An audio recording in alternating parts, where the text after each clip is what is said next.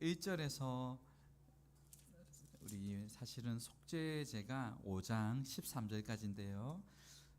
제가 시간상 1절에서 12절까지 제가 봉독해 드리도록 하겠습니다. 레위기 4장 1절에서 12절. 여호와께서 모세에게 말씀하여 이르시되 이스라엘 자손에게 말하여 이르라. 누구든지 여호와의 계명 중 하나라도 그릇 범하였으되 만일 기름 부음을 받은 제사장이 범죄하여 백성의 허물이 되었으면 그가 범한 죄로 말미암아 흠없는 수송아지로 속죄 제물을 삼아 여호와께 드리지니 그 수송아지를 회막문 여호와 앞으로 끌어다가 그 수송아지의 머리에 안수하고 그것을 여호와 앞에서 잡을 것이요 기름 부음을 받은 제사장은 그 수송아지의 피를 가지고 회막에 들어가서 그 제사장이 손가락에 그 피를 찍어 여호와 앞 곧 성소의 휘장 앞에 7번 뿌릴 것이며 제사장은 또 그 피를 여호와 앞 곧 회막 안 향단 뿔들에 바르고 그 송아지의 피 전부를 회막문 앞 번제단 밑에 쏟을 것이며 또 그 속죄 제물이 된 수송아지의 모든 기름을 떼어낼지니 곧 내장에 덮인 기름과 내장에 붙은 모든 기름과 두 콩팥과 그 위에 기름 곧 허리 쪽에 있는 것과 간에 덮인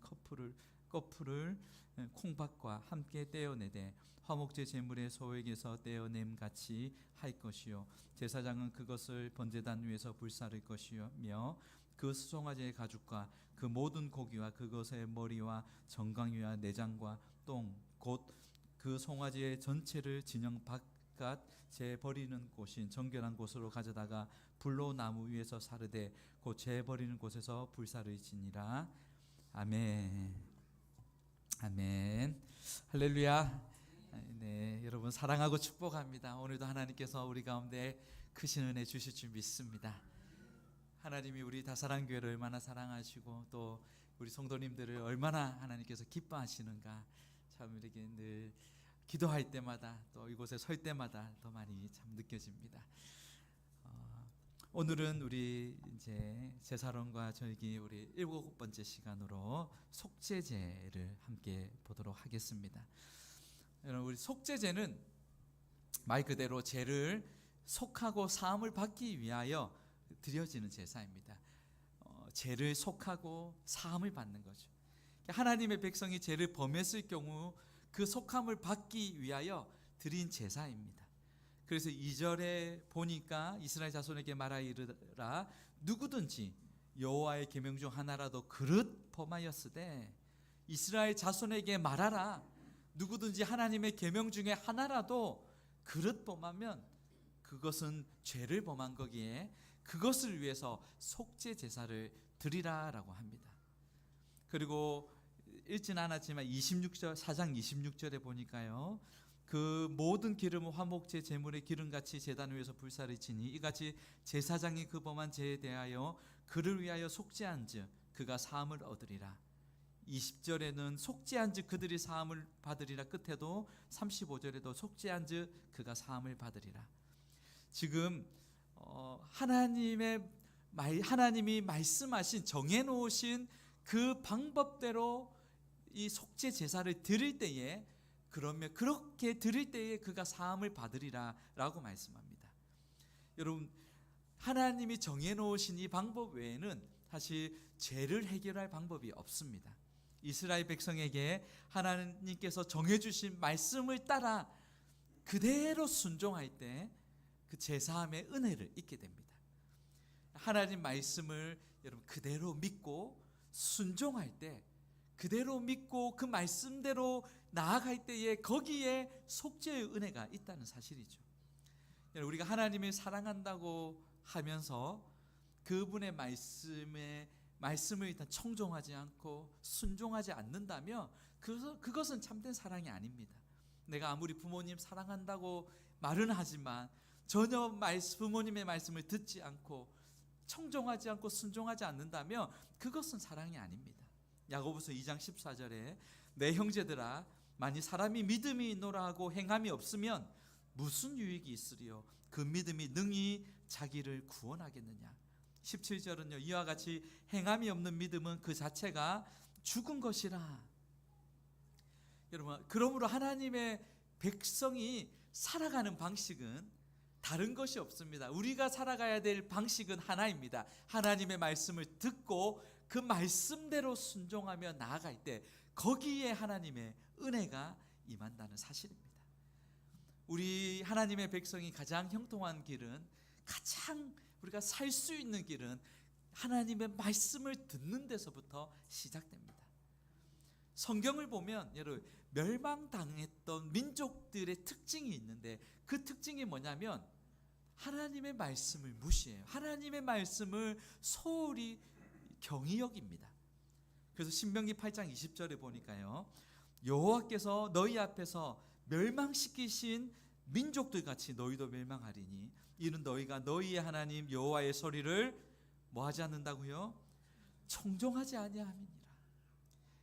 우리의 귀에 여러분 하나님의 말씀이 더 이상 들리지 않는다는 것은 그 길은 곧 멸망의 길로 가고 있다는 거라 볼 수 있습니다. 너무나 이것은 위험한 신호입니다. 아무리 외쳐도 듣지 못하고 피리를 불어도 춤을 추지 않고 아무리 설명을 해도 이해되지 않는다면 이것은 이것보다 더 큰 저주는 없습니다. 하나님의 말씀의 씨앗을 똑같이 뿌립니다. 그러나 그 말씀이 떨어지는데 새가 와서 주워 먹고 돌밭이라 뿌리가 없어 말라 죽고 가시에 막혀 자라지 못하고, 말씀을 들어도 듣기는 듣지만 그 말씀이 더 이상 효력이 없다면 그것은 멸망의 길로 갈 수 있다는 것이죠. 그러나 하나님의 자녀에게 여러분 가장 중요한 것은 하나님의 말씀이 들리는 거예요. 그 말씀을 청종하는 거예요. 그 말씀을 기준 삼아서 그 말씀의 방향과 지시대로 나아가는 것입니다. 사랑하는 여러분, 성경을 읽을 때, 우리가 말씀을 들을 때 그 말씀이 내 마음에 깨달아지고 내 귀에, 내 영혼에 들려지십니까? 그것이 축복입니다. 바로 말씀이 들리는 곳에 소망이 있습니다. 설교를 들을 때도요, 설교자가 비록 개떡같이 전해도 찰떡같이 알아들으면 그것이 축복이에요. 축복의 사람이에요. 배고프면 간장 하나만 놓고 비벼 먹어도 꿀맛이잖아요. 이것보다 더 맛있는 것이 없잖아요. 여러분, 우리 이스라엘 백성들에게 속죄의 방법은 다른 것 아닙니다. 하나님이 정해놓으신 말씀 따라 그렇게 제사를, 속죄제를 드릴 때에 그때 속죄함의 은혜를 받아요. 그 속죄함의 기쁨이 회복되는 거예요. 하나님께서 죄인인 인간에게 구원의 길을 주셨습니다. 그 길은 믿음의 길입니다. 믿음의 길은 희생제물로 오신 예수 그리스도가 희생제물이 되셨고 십자가에서 제물로 그가 하나님 앞에 드려짐을 통해서 그 믿음의 길이 만들어졌습니다. 메시아, 즉 예수 그리스도, 그분이 나의 구원자, 나의 구주로 믿고 따르며 그럴 때에 그분만이 오직 나를 구원하시는, 죄를 용서하시는 하나님의 아들이시며 하나님이신 것을 믿고 따를 때에 그 믿음의 길을 통해 우리는 구원의 은혜, 속죄의 기쁨을 맛보게 되는 줄 믿습니다. 따라서 예수님을 믿음으로 속죄함을 받고 구원과 영생을 얻게 됩니다. 우리가 잘 아는 사도행전 16장 31절 같이 한번 읽겠습니다. 시작. 이르되 주 예수를 믿으라, 그리하면 너와 내 집이 구원을 받으리라 하고. 아멘. 여러분, 이 말씀은 진리인 줄 믿습니다. 여러분, 믿음은 언제나 순종과 함께 따릅니다. 둘은 떨어지지 않습니다. 원래 하나였어요. 언제나 함께 갑니다. 믿음이 곧 순종이고 순종이 곧 믿음입니다. 믿음은 하나님의 말씀을 사랑함으로 자라가며 순종은 하나님의 말씀을 잘 경청함으로 거기에서 나오는 거죠. 속죄제는 히브리어로 카타트라는 단어입니다. 이 단어는 하나님이 주신 말씀, 이 법의 이 관역에서 벗어난, 거기에서 그것을 벗어나서 짓는 그러한 죄들, 거기로부터 청결하게 하고 자유를 위해서 드리는 제사다라는 뜻입니다. 근데 여기에는 반드시 고통과 대가를 필요로 합니다. 여러분, 이렇게 이런 잘못된 곳으로 가려면 그것을 다시 끄집어내는 데는 거기에 대한 희생이 있고 고통이 필요합니다. 구약과 신약에서는 형식적인 차이가 있지만 의미는 같습니다. 구약에서는 우리가 숫송아지를 드렸습니다. 신약에서는 하나님의 아들을 드렸습니다. 그러나 근본적인 진리의 의미, 대속함으로 구원을 얻는 것, 이 대속물이 이 죄인을 대신해서 고통을 당하고 피를 흘림으로 인하여 그 죄의 값을 치러지고 그로 인하여서 속죄함을 받게 된다는 거죠. 이 공로를 믿으며 하나님께 나아가는 것, 이것을 통해 하나님께서 그 하나님의 의가 죄인에게 덮였던 거죠. 제물의 종류와 헌제자들을 좀 보겠습니다. 여러분, 특별히 속죄제에 있어서 우리가 좀 살펴볼 것은 이 속죄 대상, 속죄제를 드리는 그 인물들입니다. 그 인물, 속죄 제물을 드리는 그 인물들에는 네 종류가 나오는데요. 첫 번째는 기름 부음을 받은 제사장들이에요. 3절을 보겠습니다. 만일 기름 부음을 받은 제사장이 범죄하여 백성의 허물이 되었으면 그가 범한 죄로 말미암아 흠없는 수송아지 속죄 제물을 삼아 여호와께 드릴지니. 4장 2절에서 12절까지 보면요, 속죄제를 드릴 때 흠없는 수송아지를 드립니다. 제사장도 여러분 범죄할 수 있음을 하나님께서 말씀하고 있는 거예요. 그 이유는 지금 거룩하게 여러분 구별된 장소에서 지금 오로지 하나님의 뜻의 말씀을 따라 지금 제사를 드리는, 제사를 집도하는 그 제사장도 죄를 범할 수 있다는 것을 지금 하나님이 경고하십니다. 그 이유는 그들도 인간이기 때문입니다. 범죄한 조상 아담과 하와의 후손이에요. 그들을, 아담과 하와를 유혹했던 마귀는 여전히 그들을, 제사장도 유혹하고 넘어지게 만듭니다. 그 당시 종교 지도자였던 제사장들도 여러분 얼마든지 죄를 범할 수 있는 위기와 위험은 항상 있었습니다. 그리고 실제로 죄를 범하고도 범했습니다. 그래서 하나님은 이 제사장의 죄 문제에 관한 대책을 세워주신 거죠. 그것이 아까 읽었던 3절입니다. 제사장이 범죄하여 백성의 허물이 되었으면, 우리 여기서 좀 살펴볼 그 3절에 보니까요, 여러분 기름 부음을 받은 제사장이 범죄하여 백성의 허물이 되었으면, 여기서 백성의 허물이 되었다. 제사장의 이 뜻은 제사장의 범죄로 인해서 그 하나님의 백성들에게까지 이 범죄의 동기와 영향을 가져다 주는 것을 의미합니다.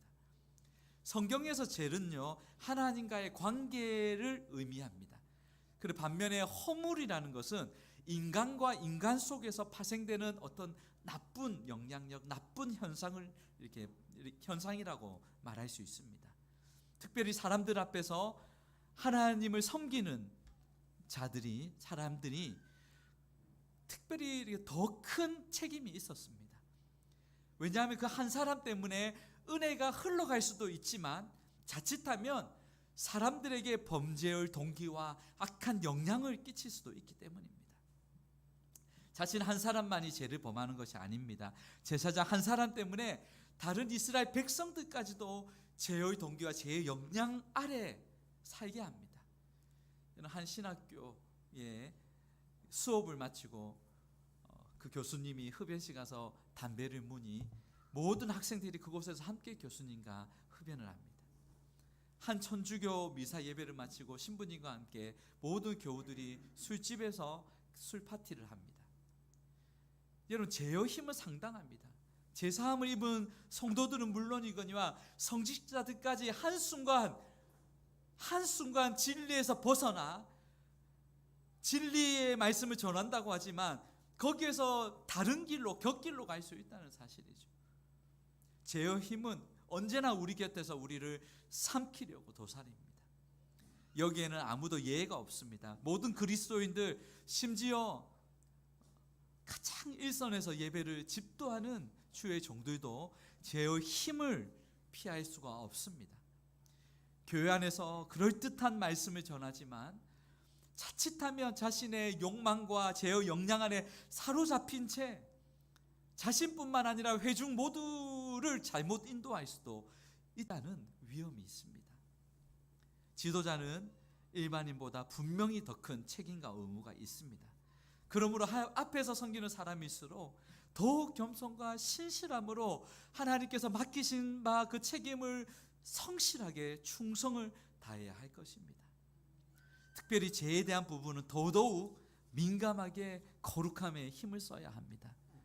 우리의 입술과 우리의 생각과 우리의 행실을 우리는 바르게 돌아봐야 합니다.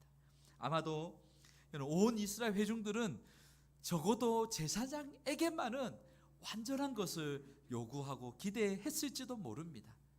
그러나 하나님의 지적은 그렇지 않습니다. 제사장도 인간이다. 죄의 문제에서 예외될 수 없다. 현실적인 부분과 이런 삶의 앞에서 그들도 죄를 범할 수 있다고, 그리하여 그들에게 제사장이 짓는 이 속죄제를 열어두신 거예요. 여러분, 제사장뿐만 아니라 대제사장도 마찬가지입니다. 그도 사람 가운데서 선택되어 그 직분을 행하도록 동일하게 속죄제를 통하여 제사함을 받게 합니다. 사람이기 때문에 그에게도 죄의 문제가 얼마든지 일어날 수 있습니다. 오늘날 종교 지도자들에게도 그런 죄의 문제들이 얼마든지 그리고 많이 일어났었고 지금 앞으로도 일어날 수 있습니다. 여러분, 혹 목회자의 죄 문제로 이렇게 일어났을 때 너무 놀라지 마시기 바랍니다. 우리가 다 인간이기 때문입니다. 너무 정죄하지 마시기 말고 불쌍히 여겨주시기를 바랍니다. 이 지도자의 죄에 대한 책임은 회중들의 책임보다 훨씬 더 중대합니다. 자신뿐만 아니라 백성들까지도 죄의 상처를 입히기 때문입니다. 그래서 우리는 제사장을 위해서, 여러분, 우리는 지도자들을 위해서 기도해야 합니다. 그 기도는 비단 그를 위한 뿐만 아니라 그 기도가 자기의 영적인 유익을 위한 길이기 때문입니다. 여러분, 저를 위해서도 기도해 주시기 바랍니다. 얼마나 약하고 부족한지 모릅니다. 여러분, 죄와 타협하지 않고 죄에 민감하게 깨어서 거룩함을 지킬 수 있기를 기도해 주시기 바랍니다. 더 나아가 죄의 영향력이 아닌 거룩한 영향력을 끼칠 수 있는 종이 되기를 소망합니다. 두 번째는요, 이스라엘의 온 회중들을 위한 속죄제가 있습니다. 13절 14절 보니까요, 만일 이스라엘 온 회중이 여호와의 계명 중 하나라도 부지 중에 범하여 허물이 있으나 스스로 깨닫지 못하다가 그 범한 죄를 깨달으면 회중은 수송아지를 속죄제로 드리지니 그것을 회막 앞으로 끌어다가. 여러분, 온 회중이 그릇 범하여 허물이 있습니다. 그때는 그것을 깨닫지 못하다가 회중이 그것을 알게 될 때에 즉시로 가져와서 속죄제를 드리게 됩니다. 범죄에 대한 가능성은 여러분 제사장뿐만 아닙니다. 온 회중, 나는 괜찮다고 생각하지만 내가 속한 그 회중 가운데, 그 가운데에서 함께 그 죄 안에 속할 수 있다는 거죠. 여러분, 그런즉 선줄로 생각하는 자는 넘어질까 조심하라. 우리는 항상 죄에 대한 경계심을 가져야 합니다. 첫 번째는 내 자신이며 내가 속한 곳까지 우리는 하나님 앞에 민감하게 깨어서 넘어질까 조심해야 합니다. 세 번째는 족장입니다. 22절 23절 보니까요, 만일 족장이 그의 하나님 여호와의 계명 중 하나라도 부지 중에 범하여 허물이 있었는데 그가 범한 죄를 누가 그에게 깨우쳐 주면 그는 흠없는 숫념소를 예물로 가져다가. 여러분, 족장이 범했을 때는 지금 제물이 좀 다르죠. 숫념소입니다. 수송아지가 아닌 지금 숫념소로 되었습니다. 특별히 족장은 여러분 통치자입니다.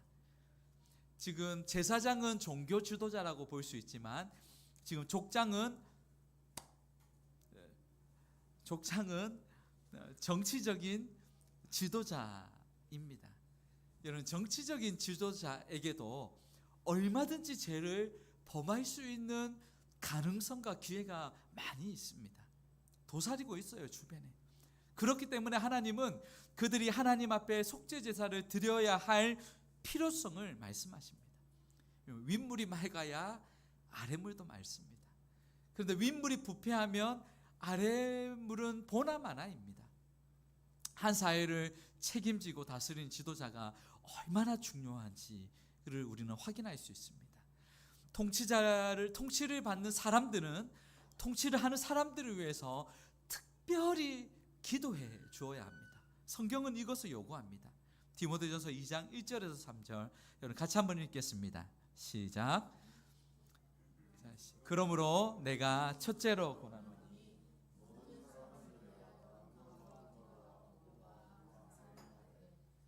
임금들과 사람을 위하여 하라. 이는 우리가 단정함으로 고요하고 평안한 생활을 하려 함이라. 이것이 우리 구주 하나님 앞에 선하고 받으실 만한 것이니라. 임금들과 높은 지위에 있는 모든 사람을 위하여 하라. 이것이 곧 여러분 그들뿐만 아니라 우리에게 고요하고 평안한 생활을 하게 합니다. 바울은 정치적인 지도자 그 한 사람들이, 그 지도자들이 그 모든 국민 전체에게 미치는 영향과 결과를 잘 파악했습니다. 그래서 그들을 위하여 기도하고 권면하라고 합니다. 기도하라고 권면합니다. 여러분, 잘 세운 국가의 법 때문에 국민 전체가 행복할 수도 있습니다. 국민들이 골고루 큰 혜택을 누릴 수도 있습니다. 반면에 잘못 세운 법 때문에 나라가 위태로울 수도 있습니다. 우리는 개인뿐만 아니라 여러분 기도하실 때 꼭 교회와 나라를 위하여 기도할 수 있기를 바랍니다. 통치자들을 위해서 기도해야 합니다. 네 번째는요, 평민의 죄입니다. 우리 레위기 4장 27, 28절입니다. 제가 읽겠습니다. 만일 평민의 한 사람이 여호와의 계명 중 하나라도 부지 중에 범하여 허물이 있었는데 그가 범한 죄를 누가 그에게 깨우쳐 주면 그는 흠없는 암염소를 끌고 와서 그 범한 죄로 말미암아 그것을 예물로 삼아 회중 가운데 한 개인입니다. 그가 하나님의 금령을 범할 경우에 그는 이제 흠없는 암염소를 이렇게 드렸습니다. 지금 평민과 그리고 이 평민의 제물과 통치자의 제물이 조금 다릅니다. 순염소가 아니라 암염소입니다. 자, 이렇게 여러분 지금 네 종류의 사람들이 속죄제를 드렸습니다. 제사장도, 온 회중도, 그리고 통치자인 족장도, 그리고 평민 중에 한 사람도 이렇게 하나님 앞에 죄를 깨닫고 죄가 일깨워지면 즉시 그 자신의 죄에 대해서 하나님께 속죄를 드려야 했습니다. 이것은 무엇을 의미합니까? 여러분, 모든 사람이 다 죄를 범하고 있다는 사실을 명백히 말씀합니다. 우리는 죄 문제를 가장 현실적이며 이렇게 냉철한 모습으로 돌아보아야 합니다. 하나님의 말씀 앞에서 내 마음이 어떠한가, 내 삶이 어떠한가. 이 죄의 문제에서는 제사장도 예외가 없습니다. 우리 통치자도 예외가 없습니다. 온 회중 평민의 지극히 작은 한 사람도 이 죄 앞에서는, 죄 문제 앞에서는 하나님 앞에 나아가 속죄제를 드려야만 했습니다. 여러분, 하나님의 백성이라도요, 죄의 문제는 하나님의 백성 신자들도 예외 없이 속죄제를 하나님 앞에 드려야 합니다. 정직하게 죄를 인정하고 정직하게 이 죄 문제 앞에 서야 합니다. 신자가 죄를 범할 때 우리가 기억할 것은 이것이 우리의 구원을 상실하는 것은 아닙니다. 하나님의 자녀라는 신분을 잃어버리게 하는 것도 아닙니다. 그러나 하나님과의 교제가 일시적인 단절이 되며 그 단절로 인하여 아픔을 경험하게 됩니다. 그래서 하나님의 능력이 우리를 더 이상 사용할 수 없게 됩니다. 하나님의 그 영광의 빛이 우리를 통해서 조명되지 않습니다. 마치 어두운 터널을 지나는 것과 같습니다. 여러분, 저는 벌써 오래된 얘기지만 이전에 저도 모르게 제가 한번 이런 경험을 했어요. 교회 물품을 사고 이렇게 그 주리가 남았어요. 단 1,000원짜리 몇 개나 이렇게 몇 개나. 그때 제가 주중 예배를 드리는 데에 그때 헌금 시간이었는데 제가 나중에 드리지 하고 저도 모르게 정말 아무 생각 없이 여기 있던 것을 헌금을 드렸는데 그 순간 하나님께서 내 이놈 뭐하냐. 제가 그때 순간 근데 그때부터 제가 하나님이 하늘 문을 닫는 거예요. 설교를 하고 찬양을 하고 기도를 하고 전도사 때였어요. 제가 너무 힘들었어요. 정말 여러분 사역자가 이 하늘 문이 닫히면요 이것보다 죽을 것 같은 길은 없어요. 아무 얘기를 하면 들리는 게 아니라 퀭퀭 울리는 소리고 날아가 버리는 거예요. 그래서 제가 골방에서 하나님 앞에 울면서 기도하는데 시간을 기도하는데 하나님이 제가 울며 기도하니 한순간 제가 환상을 저는 잘 그런 게 아니에요. 근데 2번 보여주셨는데 한번 이때 2번째로 보였어요. 제 기도하는 가운데 하늘이 보이고 이렇게 확 이렇게 열리는 듯한 하나님께 환상을 보여주면서 다시 회복시켜 주시더라고요. 여러분 우리가 소금이기는 한데요 맛을 잃은 소금은 더 이상 소용이 없어요. 우리가 예수 믿는 성도인 것은 맞는데 예수 믿는 그 맛을 잃어버린다면 그것은 더 이상 아무런 쓸모가 없습니다. 오늘날 이 시대에 아무리 많은 그리스도인이 있고 30%다 40%다 50%다 어떤 나라와 민족은요 90% 이상이래요. 그러나 그리스도의 맛을 잃어버린다면 그리스도인으로서 아무런 영향력을 끼칠 수 없다면 그것은 맛을 잃은 소금일 뿐입니다. 예전에 우리나라가 단 1%도 안 되었던 그 기독교인들이었지만 그럼에도 불구하고 사회 곳곳에 나라를 살리고 그 곳곳에 그리스도의 짠맛을 듬뿍 내었습니다. 그래서 믿지 않는 사람들까지도 그리스도인의 삶과 인격을 보며 예수 믿는 사람 다르구나. 예수 믿는 사람 다르구나. 그들은 역사의 획을 그었습니다. 작년 2023년 한국 리서치 설문조사에서 제가 찾아보니까 종교 호감도에 있어서 조사를 했더라고요. 거기에 기독교에 대한 호감도가 31.4%, 불교가 47.1%, 천주교가 45.2%, 기독교가 제일 낮았습니다. 그리고 성직자의 호감도에 있어서는 가톨릭 신부가 48.1, 불교의 스님은 45.9, 기독교의 목사는 33.1이었습니다. 저도 너무나 많이 반성이 되었고 물론 여러 가지 부분이 있지만 우리가 참 이것을 볼 때 참 가슴이 아픈 통계이죠. 교회가 세상의 빛이 되며 소금이 되어야 합니다. 그것은 영혼 구원과 직결되기 때문입니다. 우리는 맛을 잃은 소금이 아니라 맛을 내는 소금이 되어야 될 줄 믿습니다. 빛을 비추지 못하는 작은 빛이 아니라 우리는 강한 빛, 밝은 빛을 비추어 사람들에게 가야 할 길을 제시하는 그런 빛이 되어야 될 줄 믿습니다. 우리는 믿는 성도들이 세상에 거룩한 영향력, 선한 영향력, 진실함의 영향력, 섬김과 나눔으로 희생의 영향력을 끼쳐야 할 줄 믿습니다. 우리 다사랑교회가 예수의 맛을 낼 수 있는 교회 되기를 소망합니다. 또한 여기에 자기 힘에 따라서 이 속죄제는요, 이 평민 중에 한 사람이 가지고 오는데 암염소를 가지고 왔었어요. 그런데 힘에 따라서 그 어린 암양으로 대신 드릴 수 있었습니다. 그런데 이 어린 암양조차도 이렇게 드릴 수 없으면 그것을 대신해서 산비둘기나 이 집비둘기 그렇게 그것으로 대처할 수도 있었습니다. 레위기 4장 32절 같이 읽겠습니다. 그가 만일 어린 양을 속죄 제물로 가져오려거든 흠없는 암것을 끌어다가, 우리 5장 7절입니다.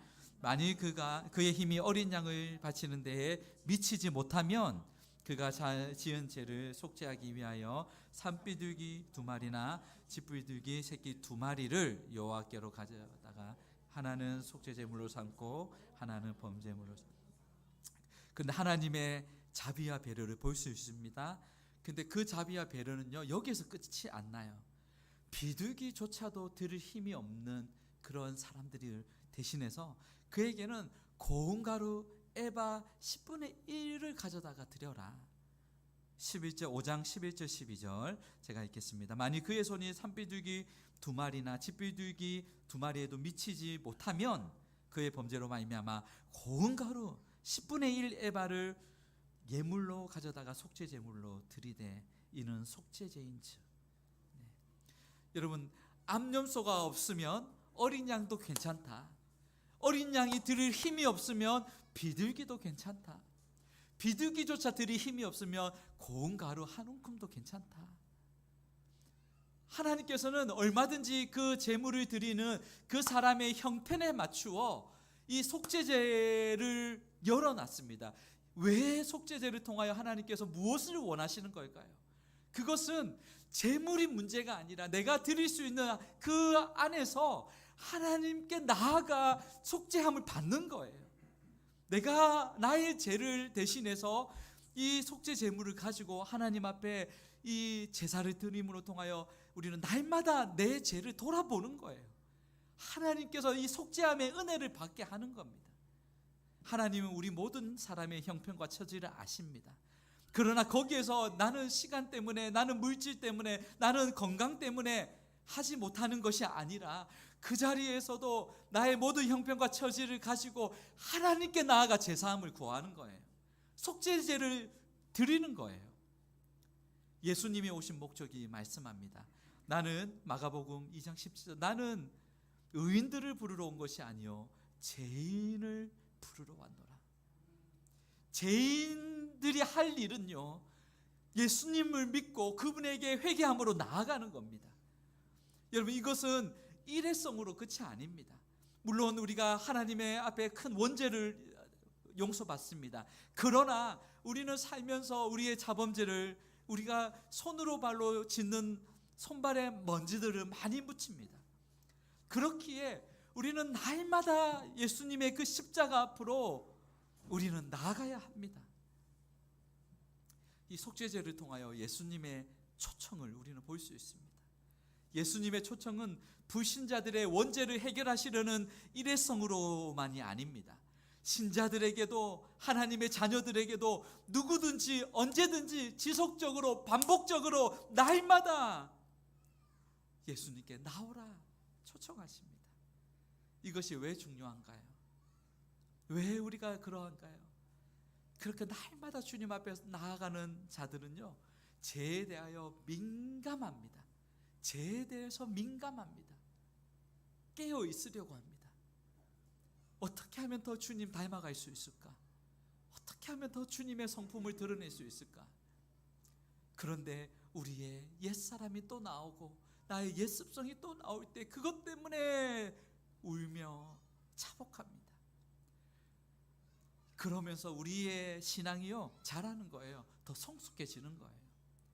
여러분, 작은 죄도 하나님 앞에 큰 죄로 여기는 사람은 그 사람이 성숙한 사람이에요. 신앙의 성숙도가 깊어지면 죄에 대한 민감성도 그대로 올라갑니다.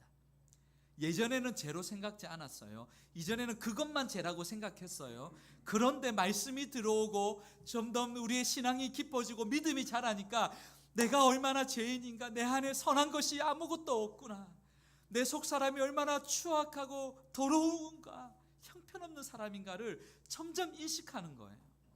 그래서 날마다 우리는 예수 십자가의 그 그늘 안에 나아가는 거죠. 여러분, 바울 서신의 그 마지막 책은 어떤 책이죠? 디모데서입니다. 바울은 13권의 책을 기록했습니다. 그의 디모데서는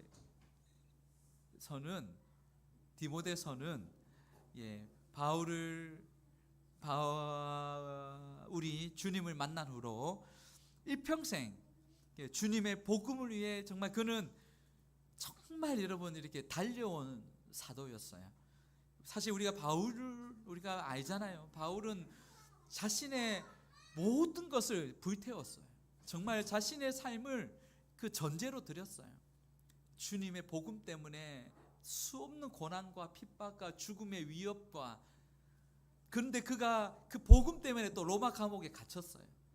그런 그가 마지막 서신서에 우리가 1장 15절, 디모데전서 1장 15절 이렇게 고백합니다. 같이 한번 읽겠습니다. 시작. 미쁘다 모든 사람이 받을 만한 이 말이요, 그리스도 예수께서 죄인을 구원하시려고 세상에 임하셨다 하였도다. 죄인 중에 내가 괴순이라. 죄인 중에 내가 괴순이라. 그저 의례적인 고백이 아니었습니다. 그의 진실함의 고백이었습니다. 그 영혼의 믿음의 고백이었습니다. 자신을 돌아보니 진짜 내가 죄인 중에 가장 큰 죄인이었구나, 죄인인 것을 고백하는 거예요. 여러분, 이것은 무엇을 의미합니까? 바울의 이 신앙 고백은요, 우리의 신앙이 이와 같이 흘러간다는 것을 말씀해 줍니다.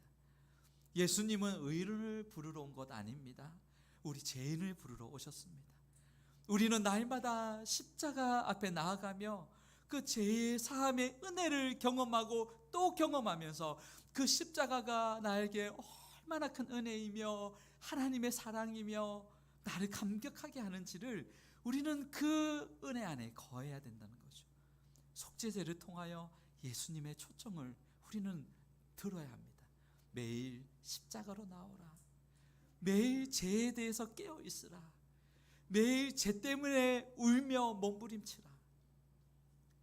또한 이 언제 속죄제를 드립니까? 이것은 죄가 깨달아졌을 때예요. 그 즉시 범죄물을 가지고 하나님 앞에 나왔습니다. 이 4절, 오늘 레위기 4장 4절을 보니까요, 그 수송아지를 회막문 여호와 앞으로 끌어다가 그 수송아지의 머리에 안수하고 그것을 여호와 앞에서 잡을 것이요. 여러분, 지금 수송아지를 어디서 잡나요? 회막문 여호와 앞입니다. 속죄 제사의 시작은 회막문 여호와 앞에서 시작됩니다. 여러분, 참된 우리 인간의 죄 문제는 여러분 다른 데서 있지 않습니다. 인간의 공로, 노력, 그 어떤 다른 종교도 없습니다. 오직 회막문 여호와 앞, 하나님 앞에서만 가능한 줄 믿습니다. 인간의 어떤 선행도 어떤 노력도 결코 죄 문제를 해결할 수 없습니다. 죄 문제는 하나님께서 정해주신 하나님 앞에서만 해결될 수 있습니다. 오늘날 우리에게 정해주신 그 제사함의 방법이 무엇입니까? 그것은 십자가예요. 십자가에 달리신 예수 그리스도, 그분을 통해서만이 진정한 우리의 제사함, 속죄함의 그러한 근원이 예수님께 있습니다. 그렇기에 우리는 예수님 그 십자가 앞에서 겉옷이 아닌 속마음을 찢으며 회개해야 합니다. 그분께 나아갈 때는 그 우리의 마음을 찢으며 십자가의 공로를 의지하며 나아가야 합니다.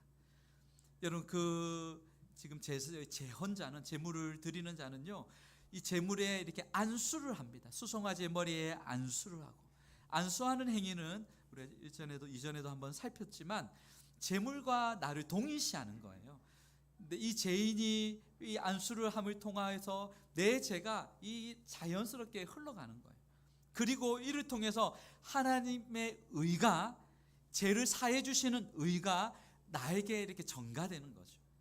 그리고 그 피를 가지고 제사장은 이렇게 이 휘장 앞으로 나아가 분향단 앞에 피를 발라 7번 뿌립니다. 그리고 나아가 성막 앞에서 이 번제단 앞에 피를 붓습니다. 여러분, 하나님 앞에, 거룩하신 하나님 앞에 나아갈 수 있는 유일한 길은요, 바로 그 피로 제사함을 받을 때에 그 사람이 거룩하신 하나님께 나아갈 수 있다는 사실입니다. 히브리서 10장 19절 20절 같이 한번 읽어볼까요? 우리 9장 22절부터 읽겠습니다. 피 흘림이 없은즉 사함이 없느니라. 시작.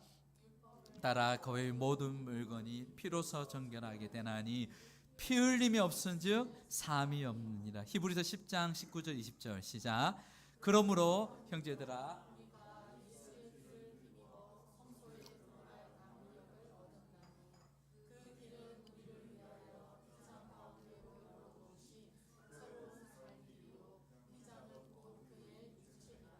예수의 피, 그의 육체를 허무시며 우리를 대신하여 피를 흘리신 그 그리스도의 피를 힘입어 우리가 성소 하나님의 그 거룩한 장소까지 나아갈 수 있다는 거죠. 이것을 여러분 제물은요 모두 불태웠습니다. 철저하게 예수 그리스도께서 자신을 온전히 희생하시고 제물이 되셨습니다. 골고다 언덕에서 살을 찢으시고 창에 찔리시고 몸을 상하게 하시고 향기로운 하나님 받으시는 제물이 되셨습니다. 속죄의 제물이 되시사 그로 인하여 그 피로 인하여 우리의 죄가 사함을 받고 하나님께 나아갈 수 있는 길이 열리고 하나님의 자녀라 일컬음을 받는 은혜를 허락해 주셨습니다. 여러분, 이러한 예수님은요 하나님과 사람 사이만이 아닙니다. 이 예수님의 속죄는 하나님과 사람뿐만 아니라 사람과 사람 사이에도 막힌 담을 하셨고 화목하게 하시는 화목제물이 되어 주셨습니다. 그래서 우리 하나님의 사람은 먼저는 하나님과의 이러한 화목함이 있고 더 나아가 사람과 사람 사이에도 평화를 만들고 이렇게 화목을 이루는 사람입니다. 그리하여 우리 마지막으로 바울은 이렇게 고백합니다. 나에게 자랑할 것은 아무것도 없고 무엇만 있다. 우리 같이 한번 읽겠습니다. 갈라디아서 6장 14절 시작. 내게는 우리 주 예수 그리스도의 십자가 외에 결코 자랑할 것이 없으니 그리스도로 말미암아 세상이 나를 대하여 십자가에 못 박히고 내가 또한 세상을 대하여 그러하니라. 아멘. 말씀을 정리합니다.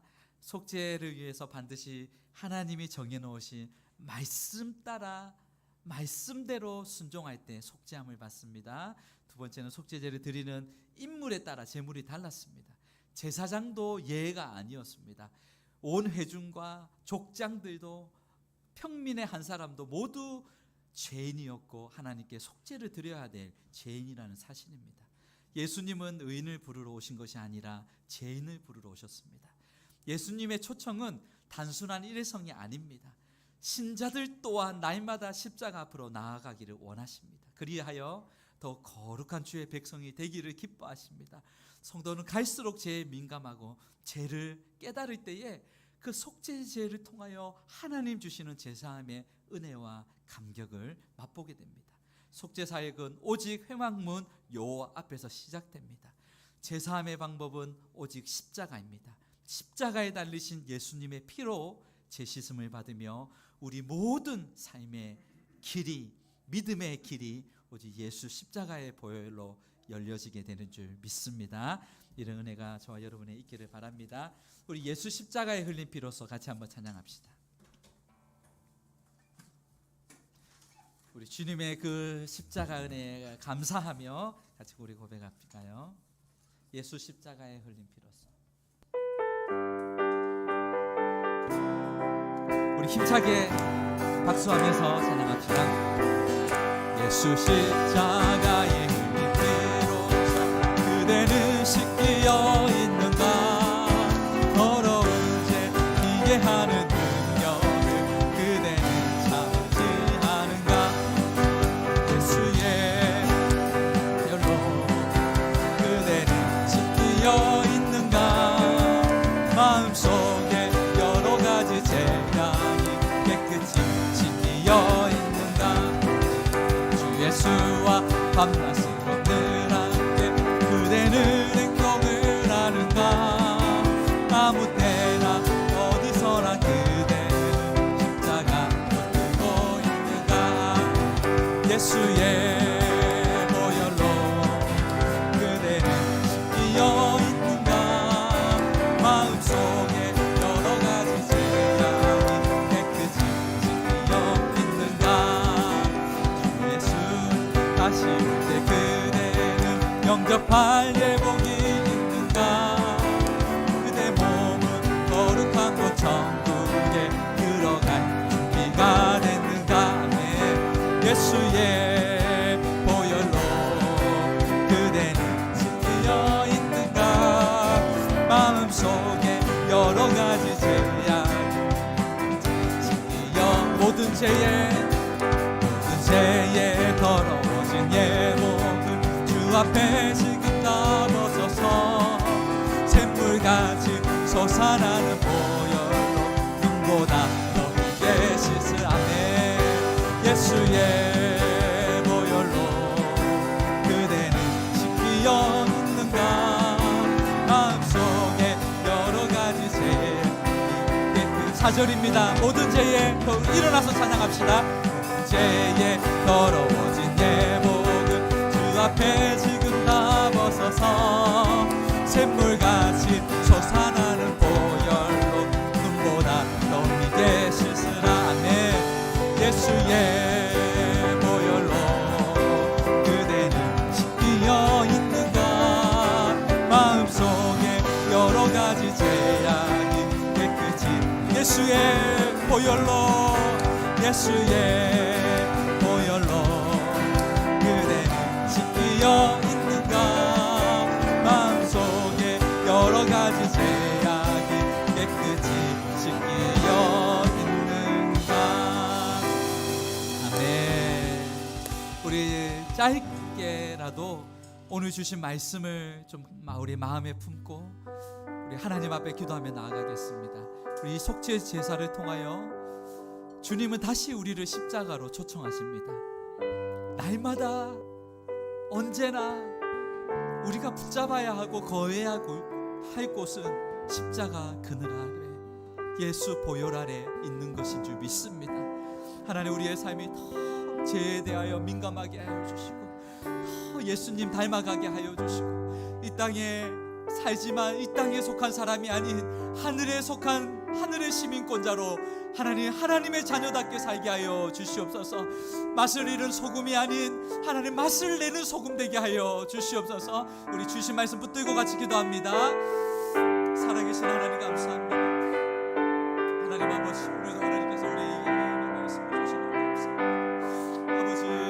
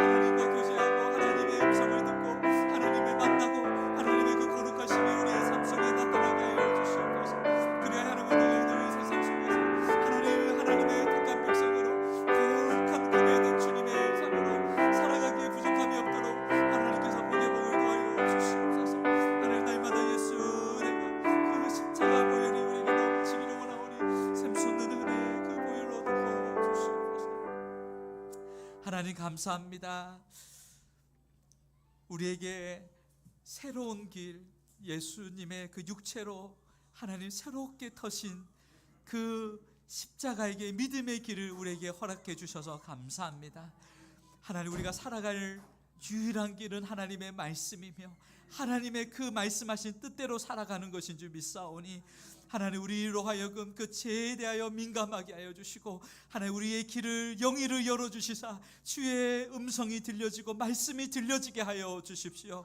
하나님의 말씀을 청종하게 하여 주시고 한 말씀이라도 내 심령에 심어질 때에 그 말씀이 우리의 일평생을 변화시키는 주의 능력의 말씀이 되는 줄 믿사오니 하나님 우리의 심령을 갈아엎어 주시옵시고 하나님의 말씀이 우리의 삶의 기준이 되게 하여 주시고 십자가가 내 삶의 중심이 되게 하여 주시사 주를 위하여 살며 주를 위하여 헌신하는 저희들 될 수 있도록 인도하여 주시옵소서. 하나님 나를 위하여 죽으신 주님 하나님 우리를 그리하여 날마다 주님 앞에 나오며 내가 의인을 부르러 온 곳 아닌 죄인을 부르러 오시는 것이나 말씀하시며 하나님 제 앞에서 우리가 깨어있고 제 앞에서 용서함을 받고 그 보혈의 능력 샘솟는 은혜가 우리의 삶 속에 날마다 흘러넘치기를 원하시는 주님이신 줄 믿사오니 주여 우리가 날마다 십자가로 더 가까이 나아가는 저희들 되게 하여 주시옵소서.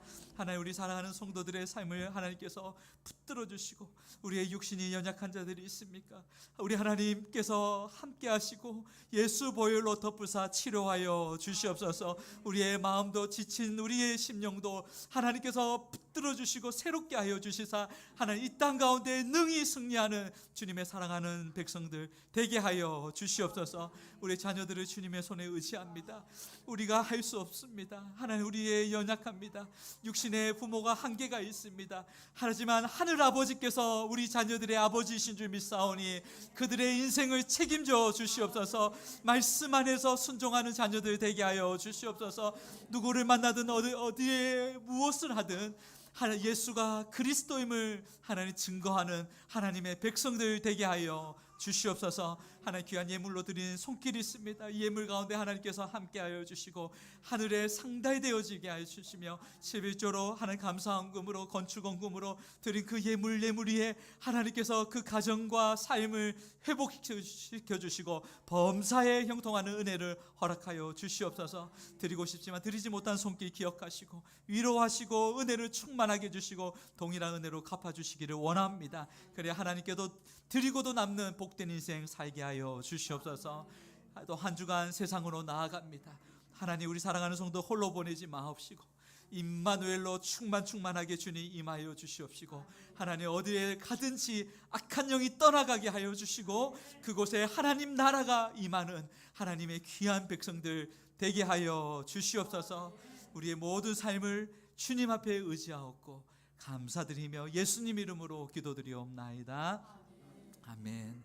지금은 우리 주 예수 그리스도의 은혜와 하나님 아버지의 다함없는 사랑과 성령 하나님의 감화 감동 충만하심이 하나님, 우리가 날마다 십자가로 더 가까이 나아가며 정말 하나님의 구별된 백성, 거룩한 백성으로 살아가기를 소망하는 주님의 모든 사랑하는 백성들 머리 위에, 그 가정 위에, 교회와 가정과 그 생업 위에 지금부터 영원토록 함께 있을지어다. 아멘.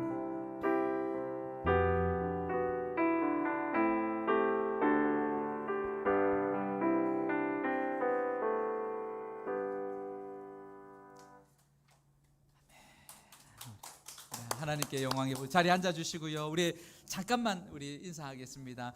우리 오늘 다사랑교회 우리 두 가정이 오늘 바쁜 일로 못 오셨는데, 그러나 또 하나님께서 새로운 너무너무 예쁜 가정을 또 이렇게 보내주셨는데, 우리 김수진 우리 자매님, 우리 한주연 우리 형제님 AJ 한번 자리에 일어나 주시면 박수로 환영합니다. 네, 우리 유나하고 예나, 네, 고맙습니다. 또 우리 같이 서로 인사하고 축복합니다. 승리하십시오. 우리 세 사람 이상 우리 인사하겠습니다.